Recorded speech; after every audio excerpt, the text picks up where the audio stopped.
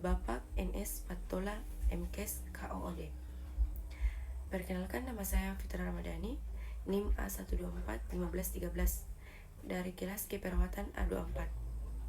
Pada kesempatan kali ini, saya akan mempresentasikan materi yang saya susun dalam bentuk PowerPoint untuk memenuhi tugas yang telah Bapak berikan kepada saya.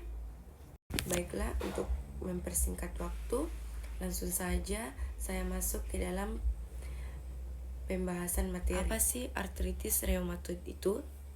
Artritis reumatoid adalah penyakit autoimun kronis yang menyebabkan peradangan pada sendi sehingga menimbulkan nyeri, bengkak, kaku, dan dapat menyebabkan kerusakan sendi secara permanen jika tidak ditangani dengan baik. Tujuan asuhan keperawatan: yang pertama, mengurangi nyeri dan peradangan sendi. Yang kedua, meningkatkan mobilitas dan aktivitas pasien. Yang ketiga, mencegah deformitas atau kerusakan sendi. Yang keempat, meningkatkan pengetahuan pasien tentang penyakit. Dan yang terakhir, meningkatkan kualitas hidup pasien. Etiologi dan faktor risiko: penyebab autoimun, faktor genetik atau keturunan, jenis kelamin perempuan lebih berisiko, usia 30-60 tahun, merokok, infeksi tertentu, dan yang terakhir faktor lingkungan. Akibat komplikasi artritis reumatoid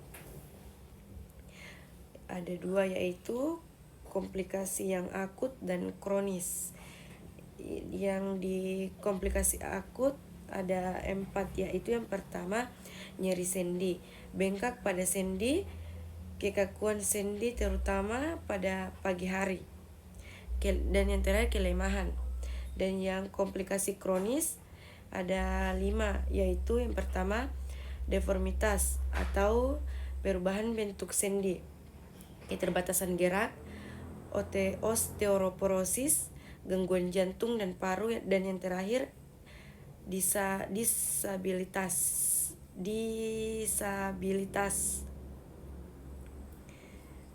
Cara penanganan artritis reumatoid ada 8, yaitu yang pertama, minum obat sesuai resep dokter.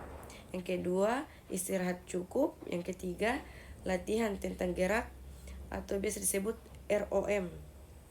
Yang ketiga, fisioterapi. Yang keempat, fisioterapi. Yang kelima, kompres hangat pada sendi yang nyeri. Yang keenam, menjaga berat badan ideal. Yang ketujuh, menghindari aktivitas yang memperberat sendi. Dan yang terakhir, kontrol kesehatan secara rutin. Tinjauan kasus. Adapun contoh kasusnya yaitu Nyonya C, 50 tahun, datang ke puskesmas dengan keluhan nyeri dan bengkak pada sendi, tangan serta lutut sejak beberapa bulan. Pasien juga mengeluh kaku pada pagi hari selama lebih dari 1 jam. Hasil pemeriksaan menunjukkan tanda-tanda artritis reumatoid. Setelah diberikan terapi obat, latihan ROM, kompres hangat, dan edukasi kesehatan, nyeri berkurang dan kemampuan bergerak meningkat. Identifikasi pasien. Tanda objektif: Nyonya C, umur 50 tahun, jenis kelamin perempuan, pekerjaan ibu rumah tangga, diagnosa medis artritis reumatoid. Pemeriksaan keperawatan. Data subjektif: pasien mengeluh nyeri pada sendi, tangan, dan lutut. Sendi terasa kaku saat bangun pagi hari. Sulit melakukan aktivitas sehari-hari. Cepat lelah.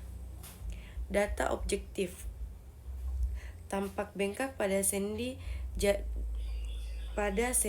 tangan, gerak sendi terbatas, skala nyeri 6-10.